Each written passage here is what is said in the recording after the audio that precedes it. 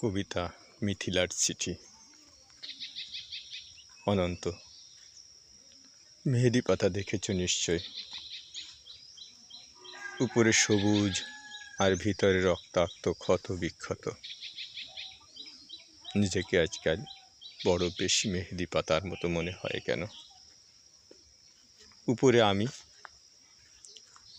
অথচ ভিতরে কষ্টের যন্ত্রণার এমন সব বড় বড় গর্ত যে তার সামনে দাঁড়াতে নিজেরই ভয় হয়। অনন্ত, তুমি কেমন আছো? বিরক্ত হচ্ছ না তো? ভালোবাসা মানুষকে যেমন অসহায় করে ফেলতে পারে, সেদিন তোমাকে দেখার আগ পর্যন্ত আমার জানা ছিল না। তোমার উদ্যম ভালোবাসার দূতই আমাকে জ্বালিয়ে পুড়িয়ে ছারখার করে ফেলেছে। আমার ভিতর, আমার বাহির, আমারই হাতে গড়া আমার পৃথিবী। অনন্ত, যে মিথিলা সুখী হবে বলে ভালোবাসার পূর্ণচন্দ্রকে লেখে ভেজা মেঘের মতন অবুঝ আকাশে উঠতে উঠতে চলে গেল, তার মুখে এসব কথা মানায় না আমি জানি। কিন্তু আমি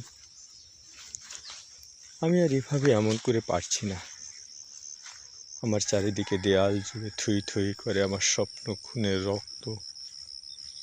উদাস দুপুরে আমাকে শীষ দেয় তোমার সে ভালোবাসা। আমি আগলাতেও পারি না, ফেলতেও পারি না।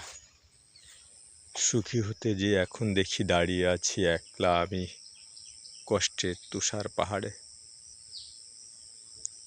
অনন্ত, তোমার সামনে দাঁড়ানোর কোনো যোগ্যতাই আজ আমার অবশিষ্ট নেই। তবু তুমি একদিন বলেছিলে, ভেজা মেঘের মতন অবুঝ আকাশে উঠতে উঠতে জীবনের তুই যদি টান পড়ে কোনো দিন, চলে এসো, বুক পেতে দেব, আকাশ বানাবো, আর সব শাস্তায়না ফোটাবো। সুতোয় আমার টান পড়েছে অনন্ত। তাই আজ আমার সব কিছু, আমার একরক্ষা জেদ, তুমিহীন সুখী হওয়ার অলিক স্বপ্ন, সব কিছু জলাঞ্জলি দিয়ে আমি আজ নতজানু। আমায় তুমি আরেকটিবার ক্ষমা দাও, ক্ষমা করো। কথা দিচ্ছি, তোমার অমর্যাদা হবে না কোনো দিন। অনন্ত, আমি জানি এখন তুমি একলা পাষাণ কষ্ট নিয়ে ঘুরে বেড়াও। প্রচণ্ড এক অভিমানে ক্ষণে ক্ষণে গর্জে ওঠে অগ্নিগিরি। কেউ জানে না কেন তোমার মনের মাঝে মন থাকে না, ঘরের মাঝে ঘর থাকে না, উঠোন জোড়ার উপর কলস, তুলসী তলে ঝরা পাতা, শূন্য বালতি, বাসন কোসন, পূর্ণিমার অমাবস্যা, একলা ঘরে এ অনন্ত একা একা শুয়ে থাকা। কেউ জানে না, আমি জানি, আমি জানি।